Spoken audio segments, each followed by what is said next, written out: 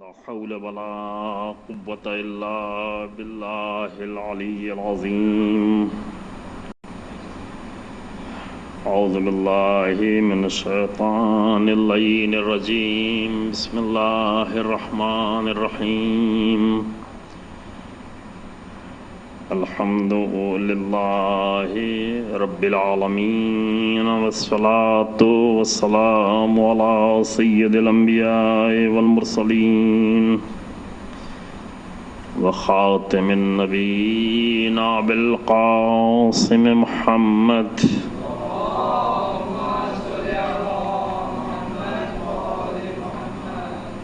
ثم الصلاة والسلام على أهل بيته الطيبين الطاهرين المعصومين المظلومين الذين أذهب الله عنهم الرجس وطهرهم تطهيرا.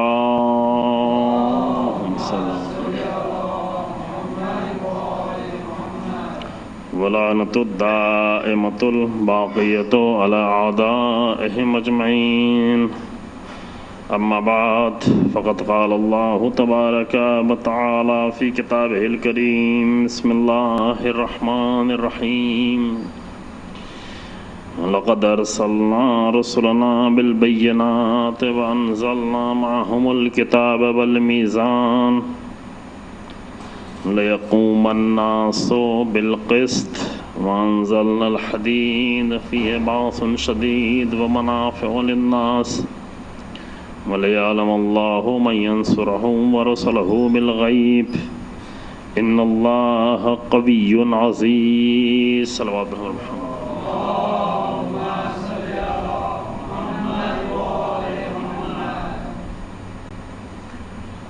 قرآن مجید میں سورہ حدید کی 25ویں نمبر کی آیہ کریمہ، جس کی تلاوت چند دنوں سے آپ کی خدمت میں عرض کر رہا ہوں، جس میں ارشاد ہوتا ہے کہ اللہ نے مسلسل جو انبیاء بھیجے ہیں معجزات کے ساتھ، دلیلوں کے ساتھ کتابیں نازل کی ہیں، قانون عدل، ایک عادلانہ قانون پروردگار نے بھیجا ہے، اور یہ سب کچھ اس لیے بھیجا ہے تاکہ لوگ عدل کے لیے قیام کر سکیں۔ ہماری گفتگو جو چل رہی تھی وہ عدل پر قیام کرنا، اور وہ بھی ایک ذات کی جس نے اس طرح سے عدل کے لیے قیام کیا اور اس طرح عدل کے لیے اپنی پوری زندگی کو پیش کیا کہ تاریخ بشریت میں عدل کے نام جب لیا جاتا ہے تو سب سے پہلے حضرت امیر المومنین علیہ الصلوۃ والسلام کا نام آتا ہے۔ اسی طریقے سے جس طریقے سے پیغمبر اکرم صلی اللہ علیہ وآلہ وسلم کی ذات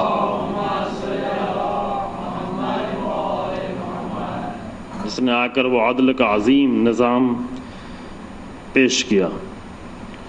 کل میں نے آپ کے سامنے عرض کیا کہ امیر المومنین نے اپنی زندگی میں وہ ایک استقامت اور مستقیم زندگی، صراط مستقیم جس پر آپ گامزن تھے، اور اس طریقے سے صراط مستقیم پر علی بن ابی طالب چلے کہ آپ کا راستہ خود صراط مستقیم بن گیا۔ یہ معیار ہے کہ جو حدیثوں کے ذریعے سے ہمیں ملتا ہے کہ امیر المومنین علیہ الصلوۃ والسلام حق پر اس طرح سے چلے کہ رسول اللہ نے فرمایا کہ الحق مع علی و علی مع الحق۔ حق پر اس طرح سے چلنا کہ آپ کا چلنا خود حق کا معیار بن جائے، یہ وہ انداز تھا، یہ وہ طریقہ تھا، یہ وہ زندگی تھی امیر المومنین کی۔ اور کل جو میں نے آپ کے سامنے پیش کیا کہ امام کی زندگی میں وحدت اسلامی وحدت کی حفاظت اور اسلامی امت کی حفاظت اور اسلامی وحدت اور امت کے ذریعے سے اصل میں رسول اللہ کے دین کی حفاظت کے لیے سب سے بڑی جو قربانیاں دی گئی ہیں وہ اہل بیت کے گھر سے دی گئی ہیں، اور جس میں سب سے بڑا نام خود امیر المومنین علیہ الصلوۃ والسلام کا نام ہے۔ کچھ نمونے میں نے آپ کے سامنے پیش کیے، وہ قربانیاں جو امیر المومنین نے پیش کی. اور عجیب یہ ہے، تعجب اس بات پر ہوتا ہے کہ ہم یہ دیکھ رہے ہوں، قرآن کی آیتیں بھی دیکھ رہے ہوں، اور اس کے بعد بھی وحدت کا مذاق اڑایا جا رہا ہو اور ہم خاموش بھی ہوں. نہیں معلوم تعجب کرنا چاہیے یا تعجب اس بات پہ ہمیں نہیں کرنا چاہیے. شاید یہ چیز اتنی، کبھی کبھی ایک چیز اتنی نارمل ہو جاتی ہے کہ اس پر انسان کو تعجب بھی نہیں ہوتا. اور یہ بھی ان مسائل میں سے ہے کہ اگر اہل بیت علیہ السلام کی زندگی کے اصولوں کو آ کر چھیڑ رہے ہوں، اس کا مذاق اڑا رہے ہوں، لیکن انسان کو تعجب نہ ہو رہا ہو، نام بھی اہل بیت کے لے رہے ہو، مثلا قرآن کی آیت سے گفتگو شروع ہو رہی ہو اور آ کر قرآن کے آیت کے اصولوں کو پامال کیا جائے اور انسان کو اس پر تعجب بھی نہیں ہو رہا ہو. چونکہ قرآن بہت ہی آیتیں متعدد ہیں، کتنا تاکید ہے قرآن کی جگہ جگہ پر کہ مل کر سب حبل خدا سے متصل ہو جائیں. واعتصموا بحبل اللہ جمیعا. وہاں پر جب قرآن میں جمیعاً آتا تو یہ فرق نہیں کیا جاتا کہ یہ ہو یا یہ ہو یا یہ فرقہ ہو یا وہ فرقہ ہو. جمیعاً یعنی ساری امت مسلمہ کو نگاہ میں رکھ کے قرآن کہتا ہے کہ سب کے سب اللہ کی رسی کو مضبوطی سے پکڑ لو. ولا تتفرقوا، اور تفرقے نہیں ڈالو، فرق نہیں کرو، اختلاف پیدا نہیں کرو. کل آپ کے سامنے کتنے نمونے آپ کے سامنے پیش کی. امیر المومنین نے خلاف سے بچنے کے لیے جملہ کہ انی اکرہ الخلاف، مجھے پسند نہیں ہے کہ تفرقہ پیدا ہو. کتنی بڑی قربانیاں امیر المومنین نے پیش کی تاکہ امت میں اختلاف پیدا نہیں ہونے پائے، امت تفرقے کی شکار نہیں ہونے پائے. اور یہ قرآن کی آیتیں اپنی جگہ پر سب محفوظ ہیں. سورہ آل عمران میں یا ایھا الذین آمنوا اصبروا وصابروا ورابطوا، اے مومنین صبر بھی کرو، صبر کی وصیت بھی کرو، صبر کے ذریعے سے رابطے میں رہو، رابطے تمہاری یہ ٹوٹنے نہیں پائیں.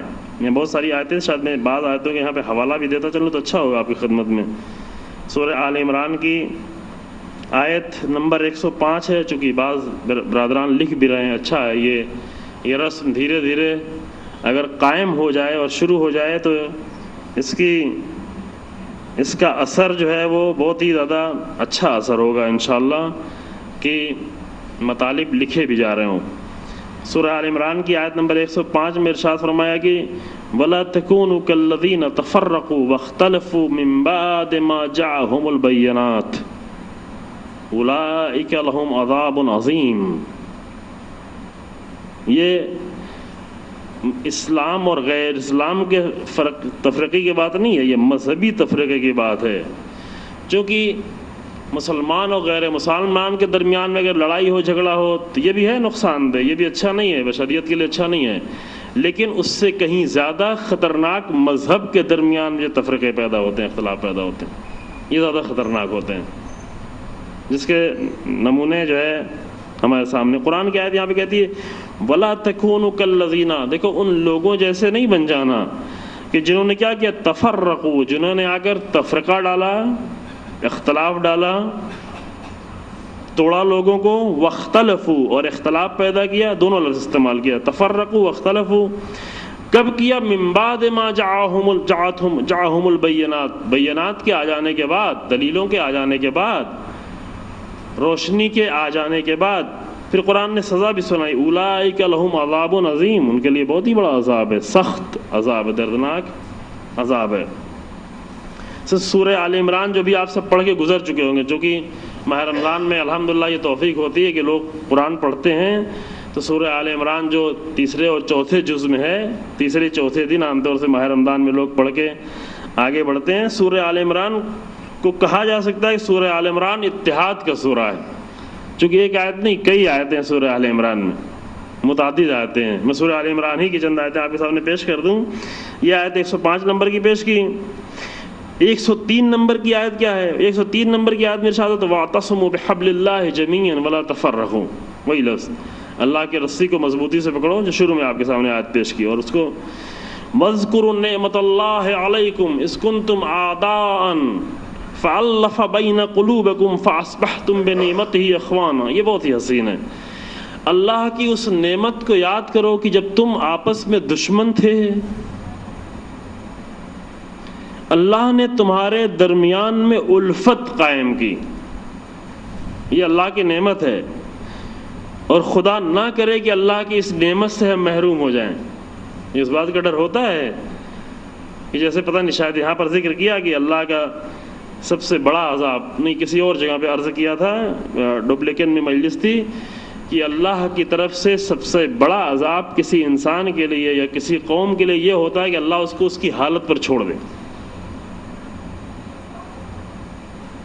ایک ہی ہوتا ہے کہ اللہ سختی دے دے، مصیبت دے دے، یہ عذاب بڑا نہیں ہوتا، چونکہ یہ عذاب وہ ہوتے ہیں جس کے ذریعے سے انسان پلٹ سکتا ہے، پلٹنے کے چانسز ہوتے ہیں۔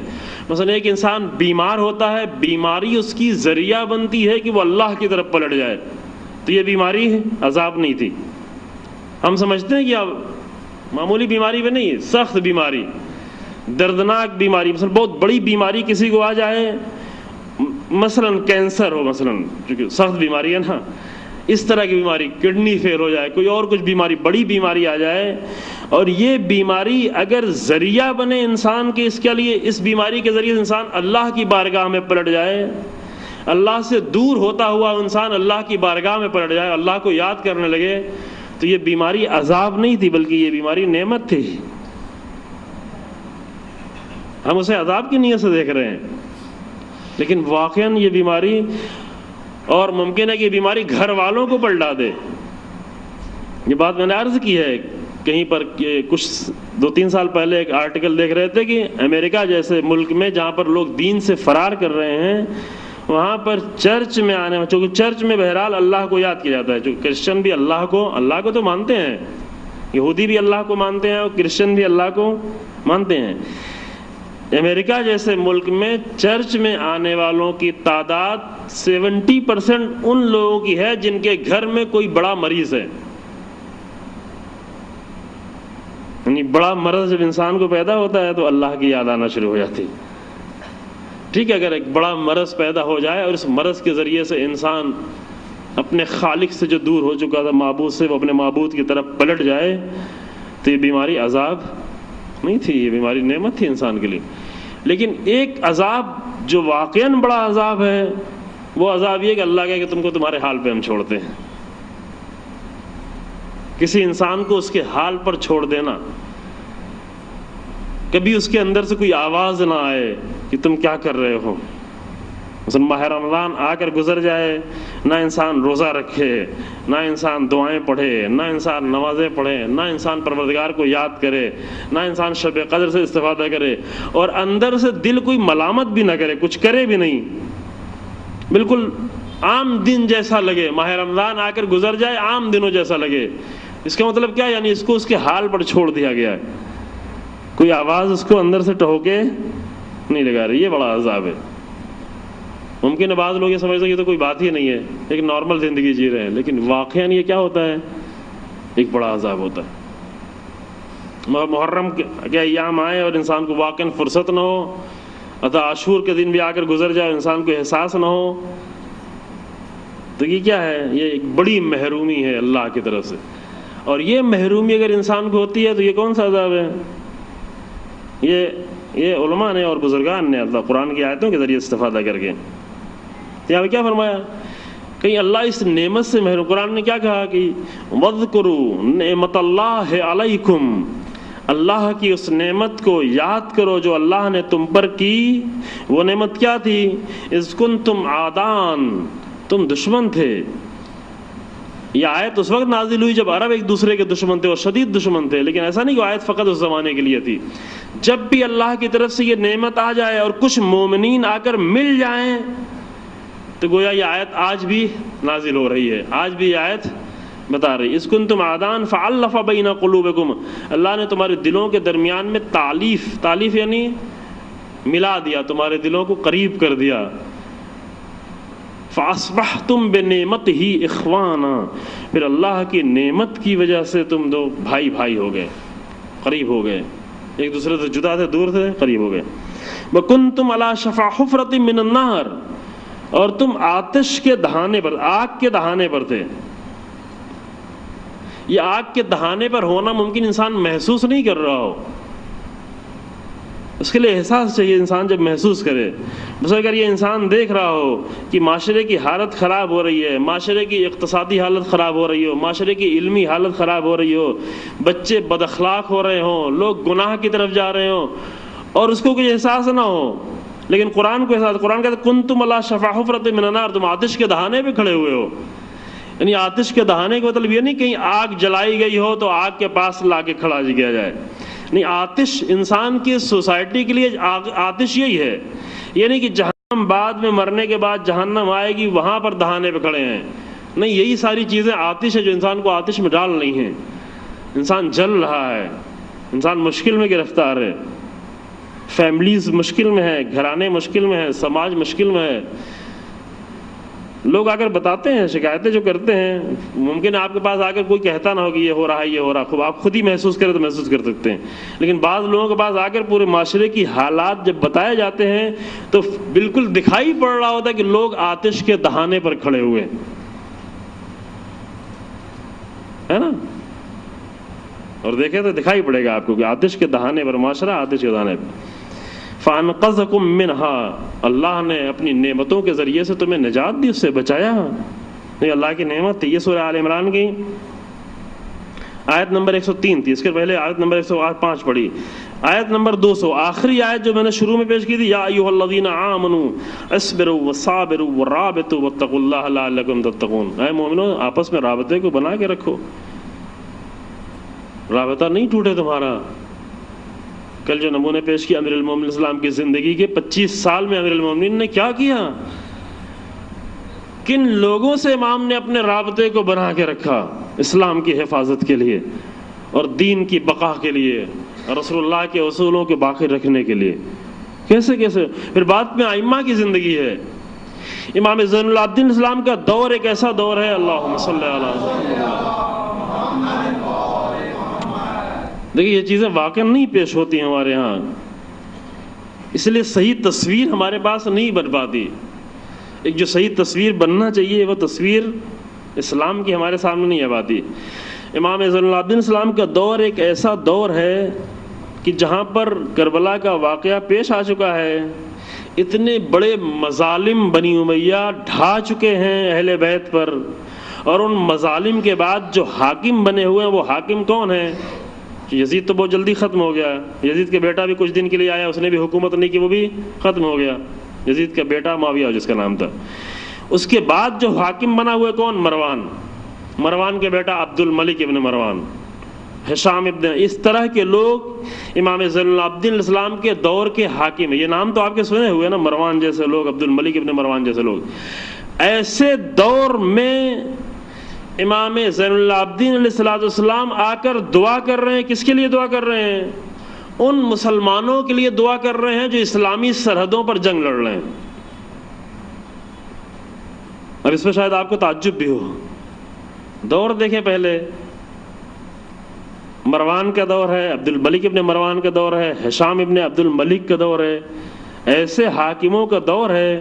ایسے دور میں آ کر اسے بہت توجہ کریں گے. یعنی فقط امیر المومنین علیہ السلام کی سیرت یہ تھی نہیں، یہ سیرت چونکہ میں نے شروع میں پہلے دن عرض کیا تھا کہ یہ انداز ہے جو انداز سے ملتا جاتا ہے، انداز الگ نہیں ہوتا، جدا نہیں ہوتا.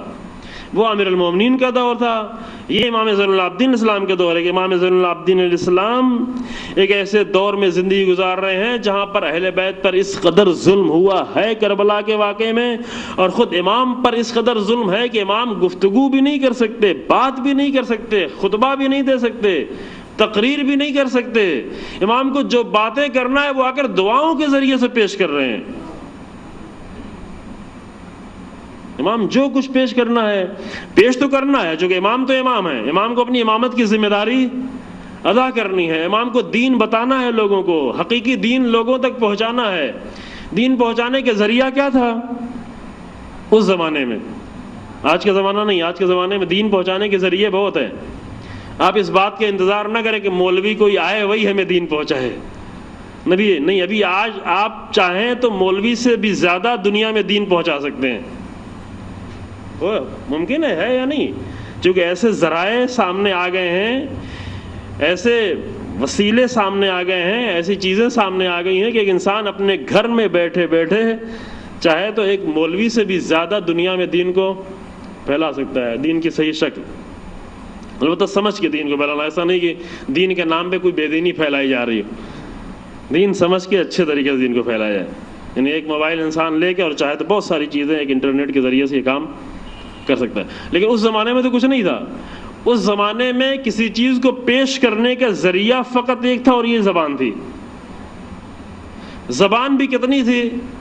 اس حد تک کہ جہاں تک مجمع سن سکے آواز کو. ایسے ایمپلیفائر نہیں تھے، ایسے مائک نہیں تھے، ایسے ذریعے نہیں تھے کہ ہزاروں کے مجمع کو خطاب کیا جائے اور لوگ سنیں. نہیں تھا. 150 لوگ سامنے بیٹھے ہوں، جہاں تک یہ آواز جا سکتی ہو، نارمل آواز، وہاں تک بات پہنچائی جا سکتی ہے. یہ ذریعہ تھا. یہی اسی ایک ذریعے سے کوئی بات پہنچائی جا سکتی تھی، اور اسی زبان پر امام زین العابدین علیہ السلام کے اوپر پابندی تھی. بول نہیں سکتے. دیکھیں حالات کیسے ہیں. کلام نہیں کر سکتے، خطبہ نہیں دے سکتے، مسجد میں آ کر بات نہیں کر سکتے.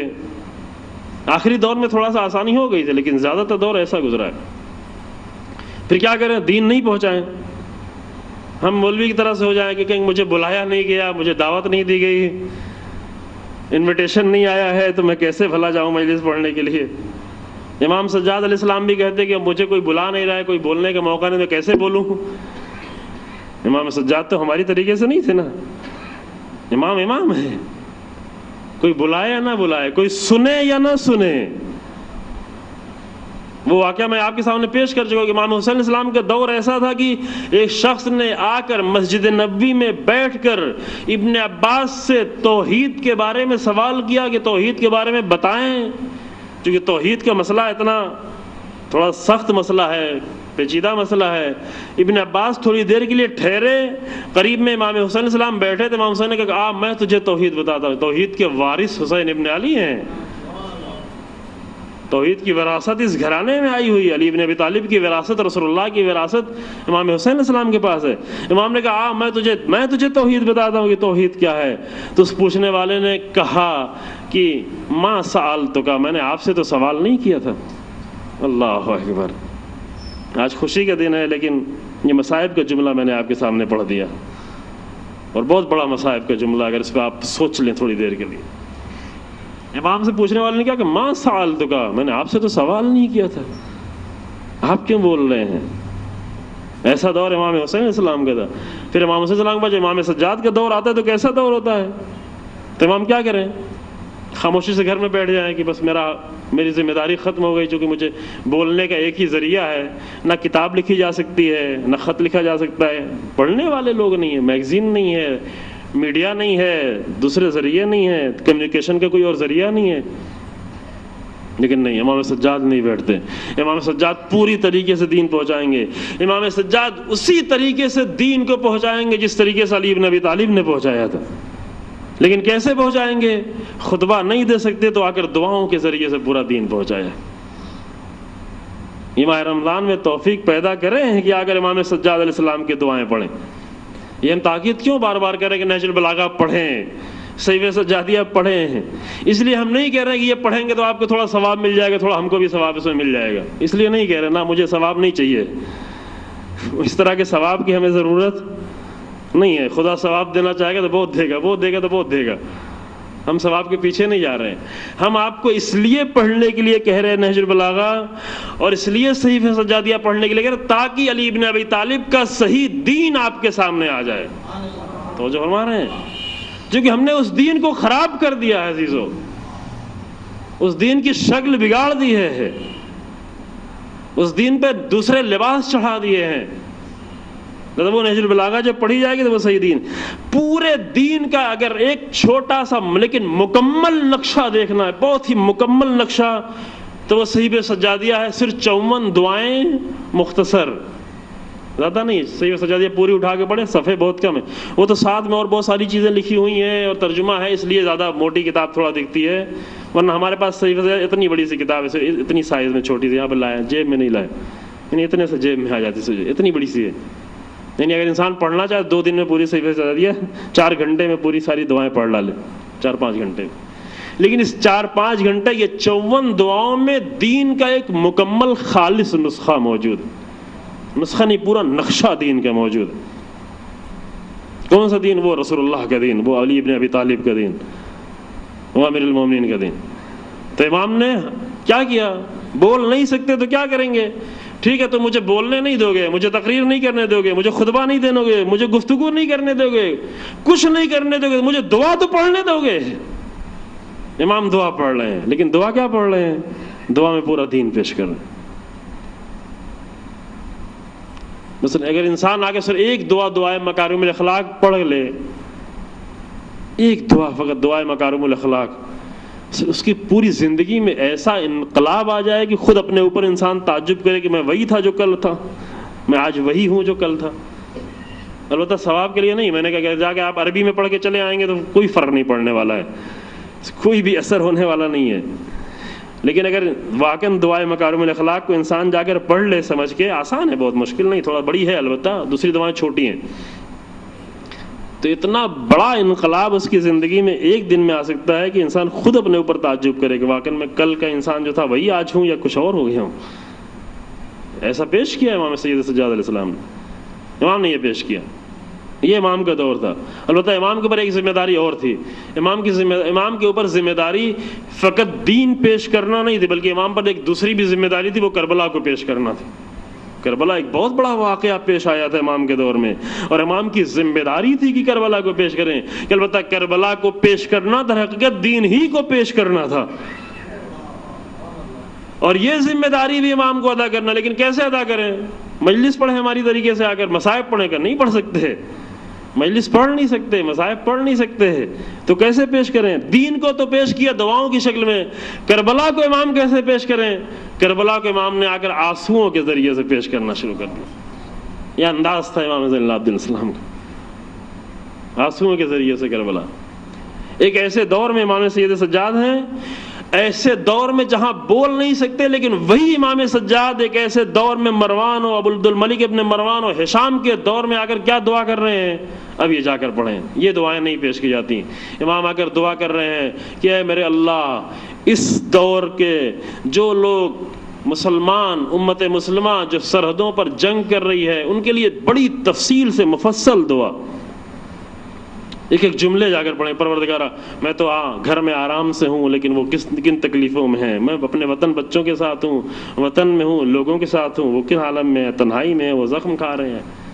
دو دعائیں ہیں، دعائے جوشن صغیر، ایک دعا جو سنی ہوئی ہے آپ کی، دعائے جوشن کبیر تو ہم پڑھتے ہیں، چونکہ دعائے جوشن کبیر میں بہت سارے نسخے ہمیں دیے گئے ہیں کہ یہ پڑھو گے تو یہ ہوگا، یہ پڑھو گے تو یہ ہوگا، یہ پڑھو گے تو یہ ہوگا، اور جو اصل میں ہوگا وہ کوئی نہیں بتاتا کہ کیا ہوگا.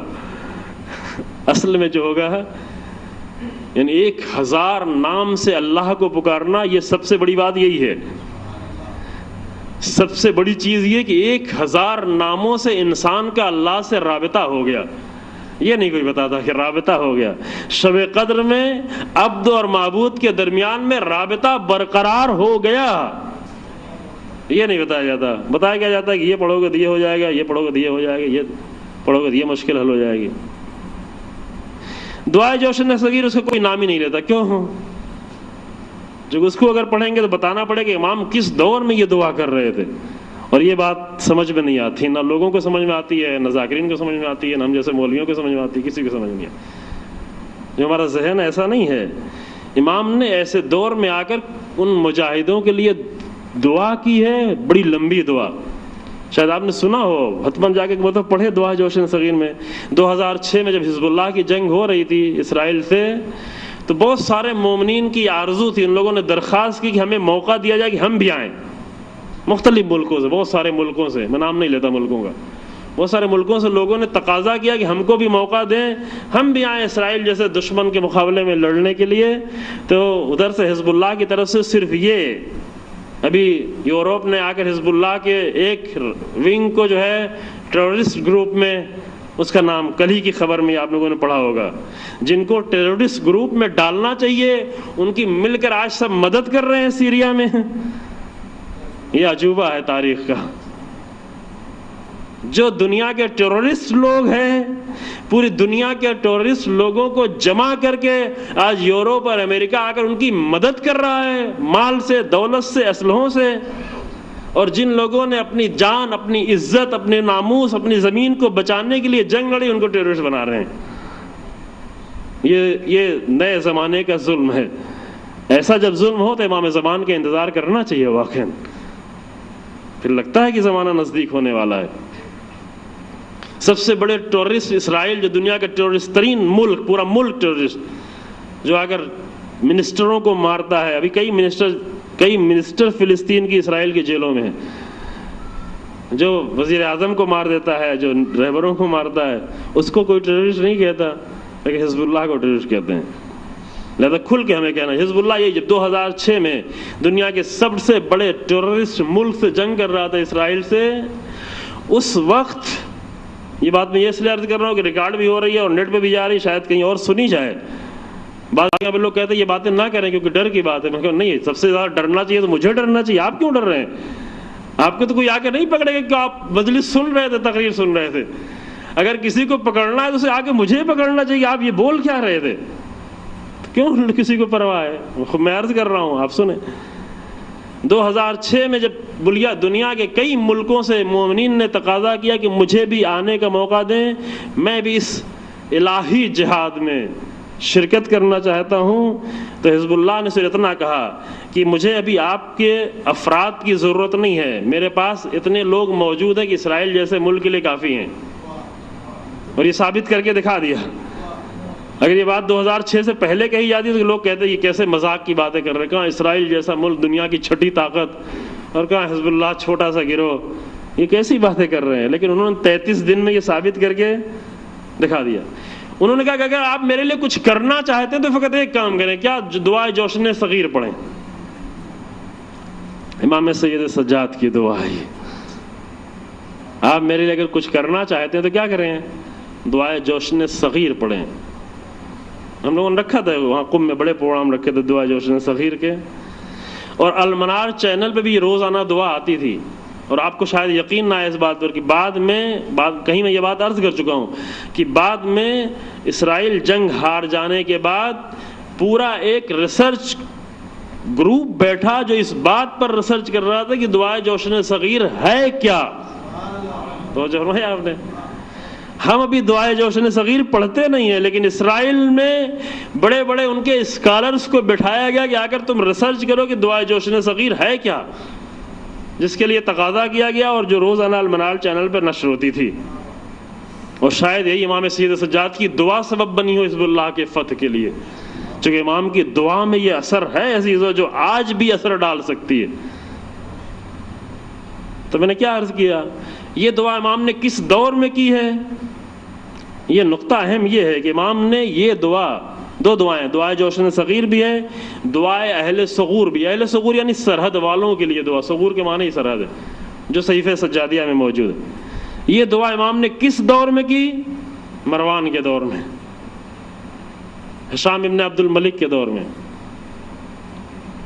عبد الملک ابن مروان کے دور میں امام کی یہ دعا، یزید کے دور میں. اس کا مطلب کیا؟ یعنی امام ان خلفاؤں کو، ان باطل خلیفہ کو پروٹیکٹ کرنا چاہتے ہیں؟ نہیں، یہ مقصد نہیں ہے، مطلب یہ نہیں ہے. امام کا مقصد ہے دین کی وہی شکل باقی رہ جائے جس کو علی بن ابی طالب نے قربانیاں دے کر باقی رکھا ہے. کل کی بات سے ہماری گفتگو یہ متصل ہو گئی.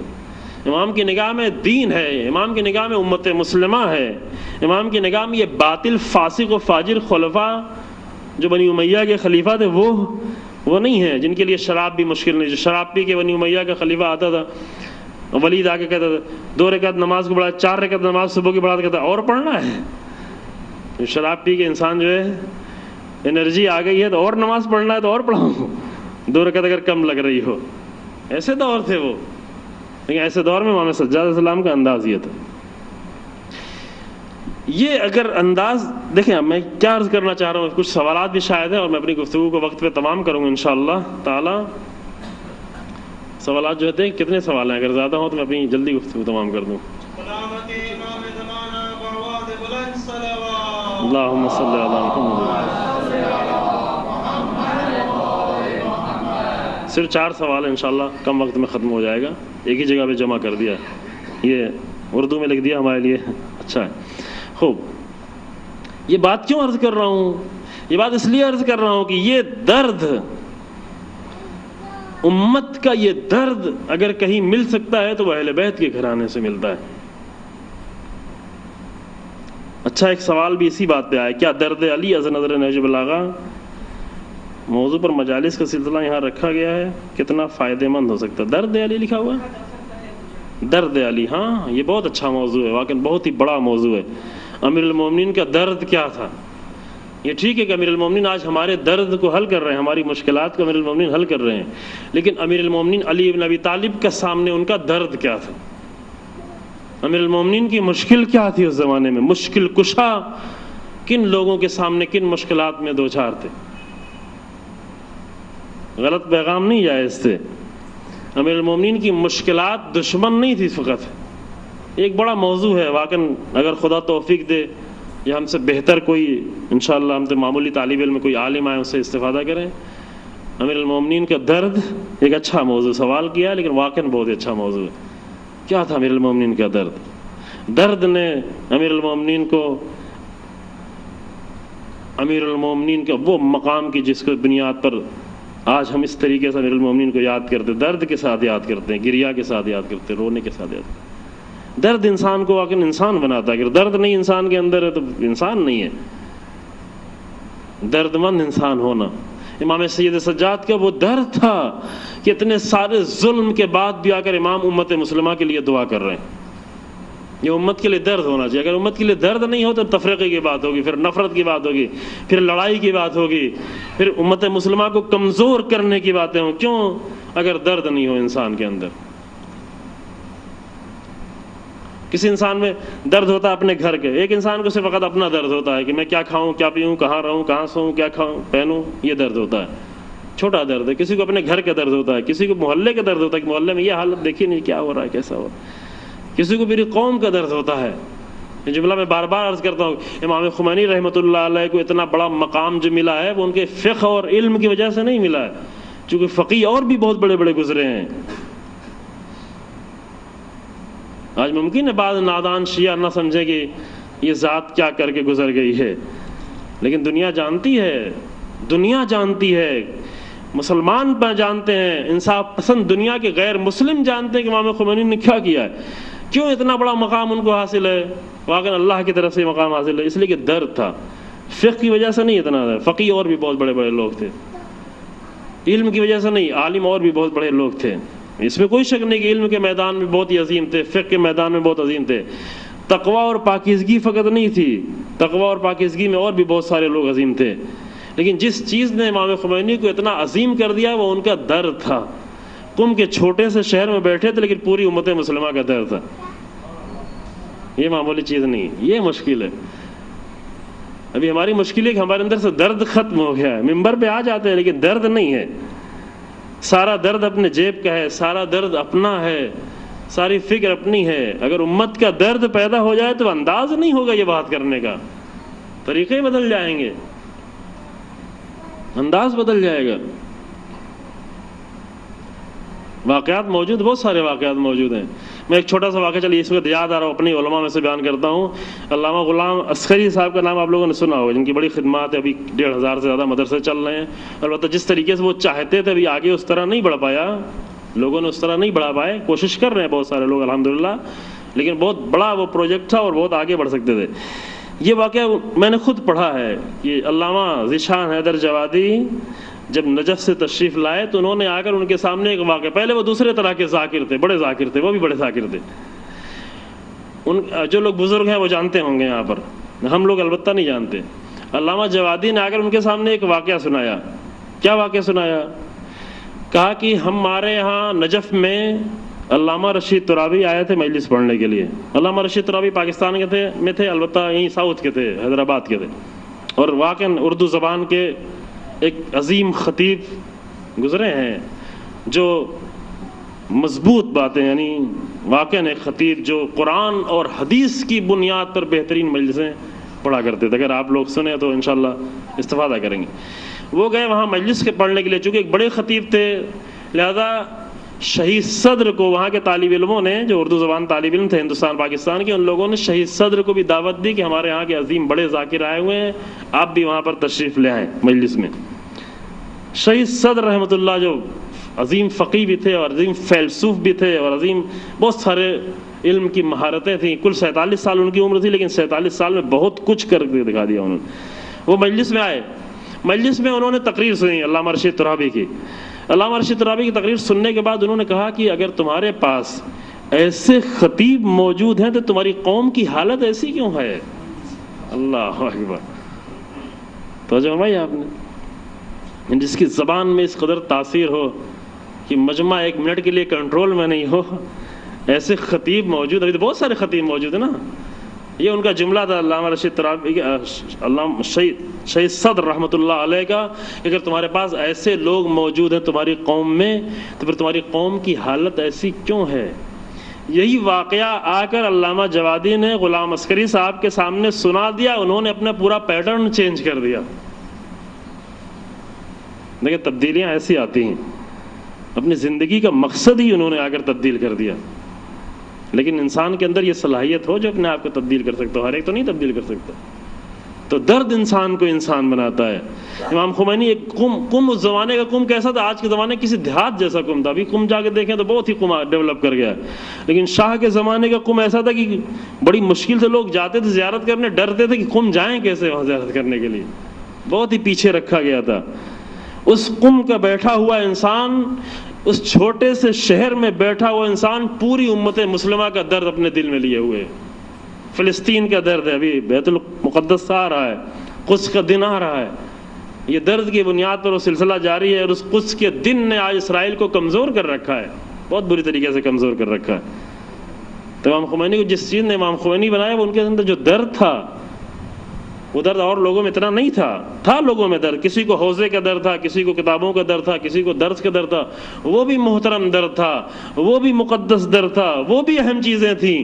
لیکن یہ دیکھیں کس انسان کے دل میں کتنا بڑا درد ہے، اور وہ درد انسان کو انسان بناتا ہے۔ رسول اللہ کے دل میں کتنا درد تھا، رسول اللہ کے دل میں اتنا درد تھا جب وہ کافروں کو دیکھتے، یہ بار بار یہ باتیں عرض کرتا ہوں، جب رسول اللہ کافروں کو دیکھتے تھے تو کافروں کو دیکھ کر اتنا دل میں درد ہوتا تھا کہ قرآن کی آیت نازل ہوتی تھی، اے رسول اتنا درد نہ پیدا کریں کہیں آپ کی جان نہ چلی جائے۔ قرآن کی آیت ایک بار دو بار یہ تکرار ہے، قرآن کی آیت لعلک باخع نفسک ان لم یؤمنوا بهذا الحدیث اسفا، اے رسول اس قدر درد بند نہ ہو۔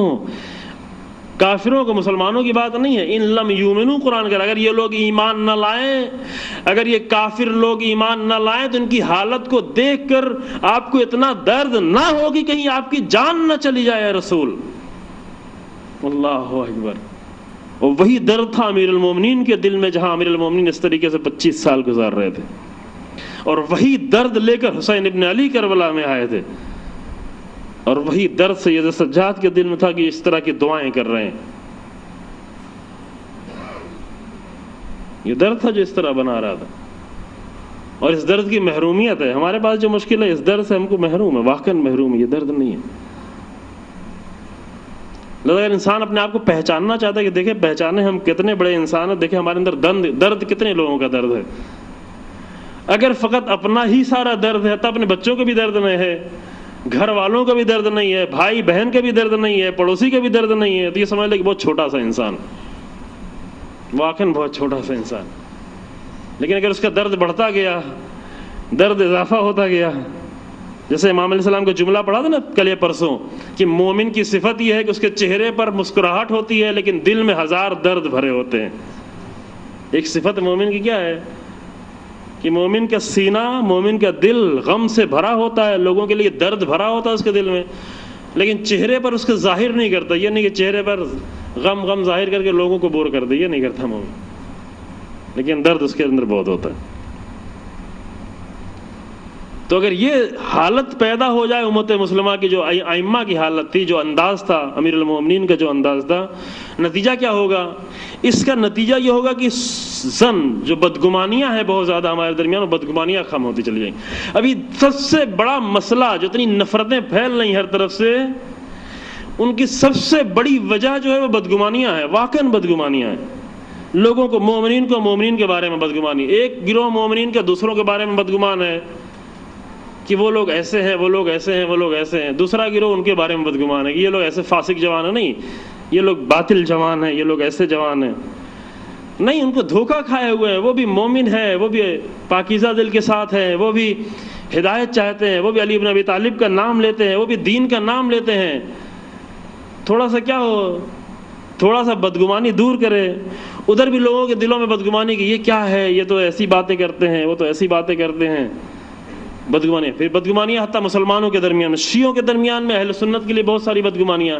اہل سنت کے ہاں جا کر شیعوں کے لیے بہت ساری بدگمانیاں بھر دی گئی ہیں. بدگمانیوں سے بھرا ہوا ہے.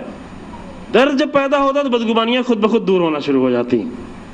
ابھی سارے اختلاف کی ایک سب سے بڑی جو وجہ ہے وہ کیا ہے؟ بدگمانیاں. اور دشمن کی ساری کوشش ہوتی ہے کہ بدگمانیاں بڑھاتا چلا جائے، بدگمانیاں بڑھاتا چلا جائے، سب کے خلاف بدگمانیاں بڑھاتا چلا جائے. جیسے دو بھائیوں کے درمیان میں اگر لڑائی ہوتی ہے تو جو دشمن ہوتا ہے وہ اس کی کوشش یہ ہوتی ہے کہ ان دونوں کے درمیان میں بدگمانی زیادہ بڑھا دی جائے. بدگمانی سمجھ رہے ہیں نا؟ سب سمجھ رہے ہیں؟ یعنی برا خیال کہ یہ ایسا آدمی ہے، یہ ایسا آدمی ہے، ایسا آدمی، بدظن کر دینا. قرآن کہتا ہے یا ایھا الذین آمنوا اجتنبوا کثیرا من الظن، سورہ حجرات کی وہ آیہ کریمہ. اے مومنو، بہت سارے ظن سے بچو. بدگمانی اتنا زیادہ اپنے اندر اتنا زیادہ بدگمانی پیدا نہیں کرو. کیوں؟ اس لیے کہ ان بعض الظن اسم، اس لیے کہ بہت سارے ظن ایسے ہیں، بعض بدگمانیاں ایسی ہیں جو گناہ ہیں. گناہ ہیں یہ بدگمانیاں، اس لیے کہ تمہاری زندگی کو یہ تباہی میں ڈالنے والی بدگمانیاں ہیں. سورہ حجرات کی آیت ہے، بیچ میں تقریباً یہ آیت ہے، آپ لوگ جا کے دیکھ لیں گے. شاید پوری آیت میں نہیں پڑھ پایا ہوں. یا ایھا الذین آمنوا اجتنبوا کثیرا من الظن. ہمیں ہر وقت بدگمانی نہیں پیدا کرو، یہ آدمی ایسا ہوگا، وہ آدمی ایسا ہوگا، یہ انسان ایسا ہوگا. مریض کر دیتی ہے انسان کو بدگمانیاں. یہ انسان زیادہ بدگمانی کرنے لگے لوگوں کے بارے میں مریض ہو جاتا ہے. پھر انسانوں کی بدگمانی آگے بڑھ کر فرقوں کے درمیان میں بدگمانی، گروہوں کے درمیان میں بدگمانی. ایسے کام کرنے کی ضرورت ہے کہ بدگمانیاں ایک دوسرے سے دور ہوں.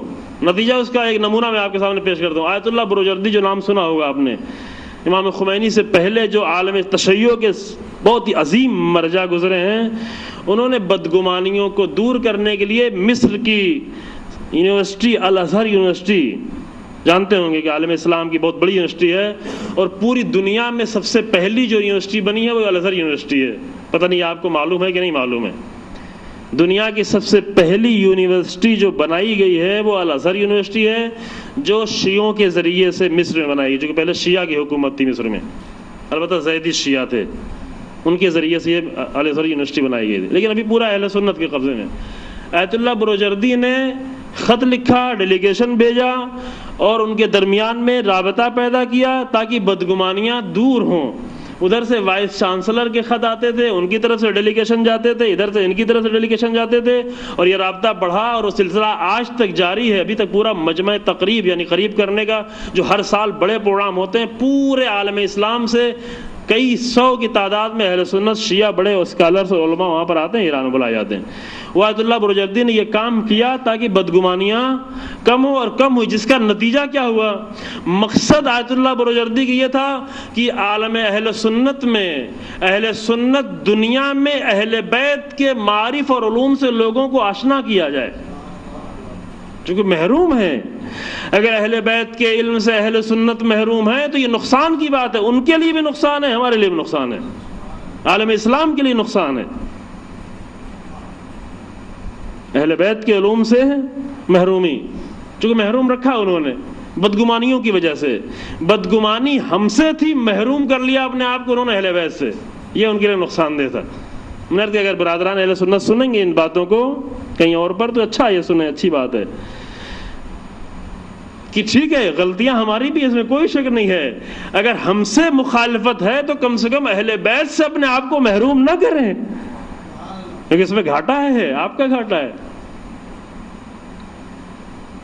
اہل بیت سے دور ہونے کی ضرورت نہیں. اہل بیت، آیت اللہ بروجردی نے یہ کام شروع کیا، اور تاکہ بدگمانی دور ہو. بدگمانی اس حد تک دور ہوئی کہ الازہر یونیورسٹی کے وائس چانسلر نے یہ فتویٰ دیا، فتویٰ ابھی تک موجود ہے، اگر آپ نیٹ پہ ڈھونڈے تو نیٹ پہ مل جائے گا، کہ انہوں نے شیخ شلتوت ان کا نام تھا، انہوں نے یہ وائس چانسلر، اتنی بڑی یونیورسٹی، پورے عالم اسلام کی عظیم یونیورسٹی، اس یونیورسٹی کے وائس چانسلر نے یہ فتویٰ دیا کہ جس طریقے سے اہل سنت 4 فقہوں پر عمل کرتے ہوئے اہل سنت ہیں، اسی طریقے سے فقہ جعفری پر بھی عمل کر سکتے ہیں۔ تو جو ہے آپ نے یہ فتویٰ دیا باقاعدہ طور پر اہل سنت کے سب سے بڑے عالم نے، شیخ شلتوت نے، کہ البتہ مصر کا سب سے بڑا عالم جو ہوتا ہے وہ الازہر یونیورسٹی کا وائس چانسلر ہوتا ہے، اس نے یہ فتویٰ دیا کہ جس طریقے سے ہم 4 فقہوں پہ عمل کرتے ہیں ہم اہل سنت، اسی طریقے سے ہم اہل سنت رہتے ہوئے بھی فقہ جعفری پر عمل کر سکتے ہیں۔ نتیجہ کیا تھا؟ یہ ایک بدگمانی دور کرنے کا نتیجہ تھا عزیزوں۔ یہ کام پوری دنیا میں ہو سکتا ہے۔ یہ آیت اللہ بروجردی نے ایران میں بیٹھ کے کیا، جبکہ ایران میں اس وقت سنی بہت کم، بارڈر پہ کہیں ہوتے تھے، اپنے ملک میں صرف نہیں کیا، دوسرے ملک سے رابطہ برقرار کیا تاکہ بدگمانی دور ہو۔ اور اتنا ہی نہیں بلکہ مصر میں شیعہ کی فقہی کتابیں پرنٹ ہوئیں۔ دیکھیں اثرات کتنے اس کے ہوئے، یہ نتیجے تھے۔ ابھی آپ دیکھیں اہل سنت کی کسی بھی لائبریری میں چلے جائیں اپنے ہندوستان میں، آپ ایک بھی شیعہ کتاب وہاں پہ نظر نہیں آئی۔ یہ کیوں ہے؟ یہ بدگمانی کا نتیجہ ہے۔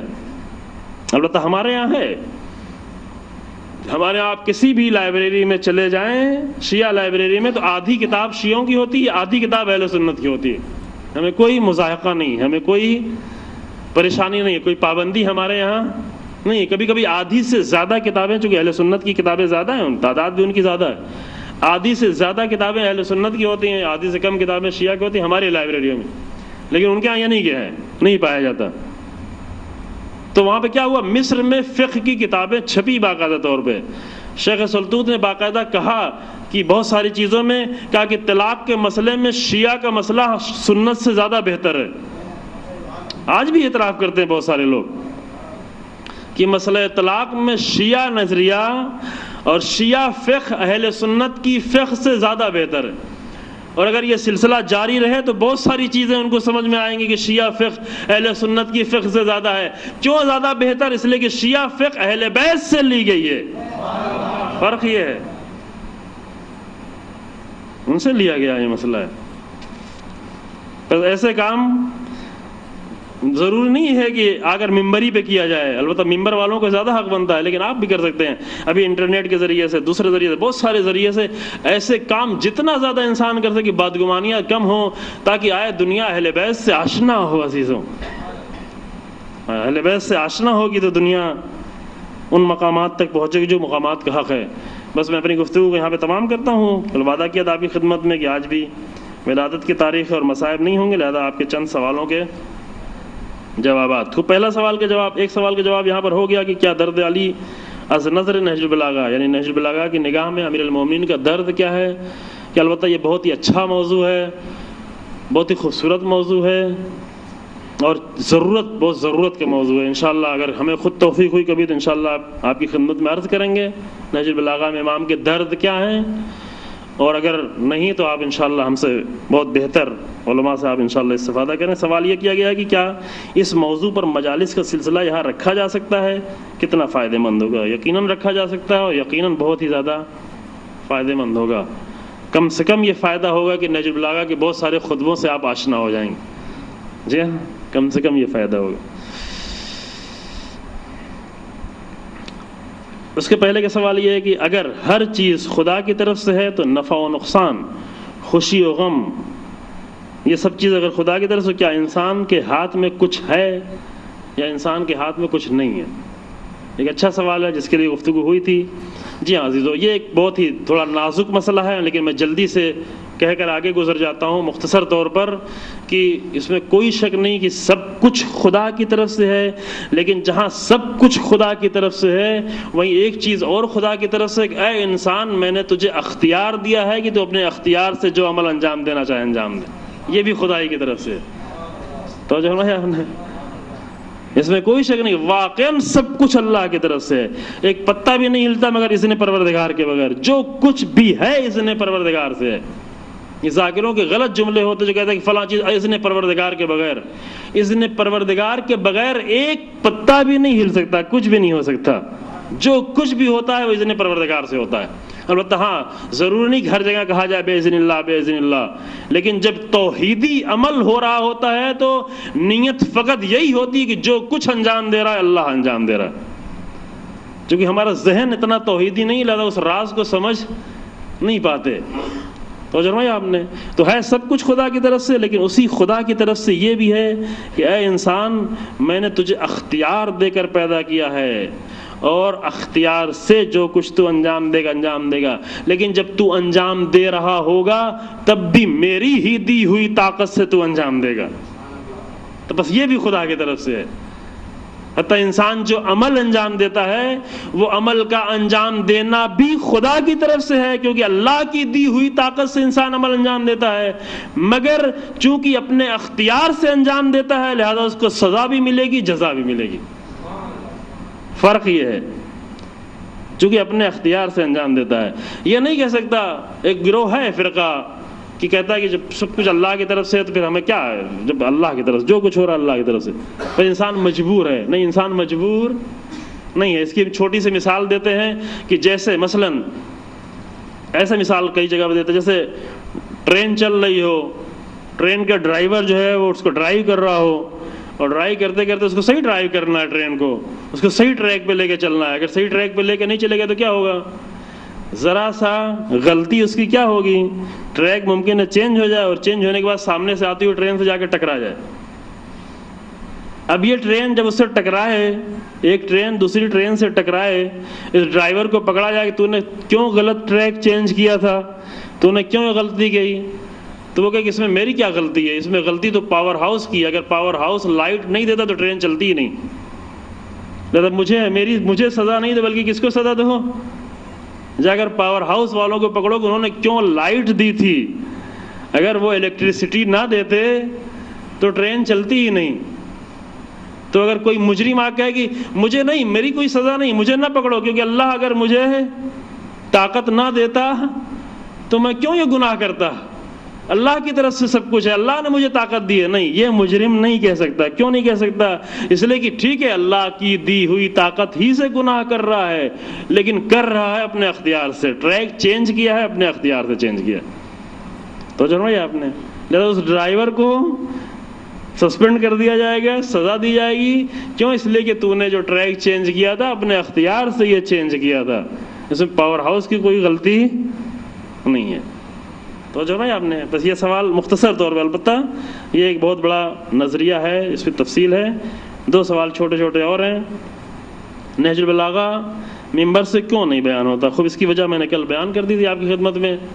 شاید یہ سوال کرنے والے برادر کل موجود نہ رہے ہوں یا دیر میں آئے ہوں کہ واقعاً یہ کہ یہ افسوسناک کیا کہا جائے اس کے لیے، ایک تلخ حقیقت ہے، بہت ہی دردناک حقیقت ہے کہ نہج البلاغہ سب سے بڑے خطیب کا خطبہ ہمارے سامنے پیش نہیں ہوتا.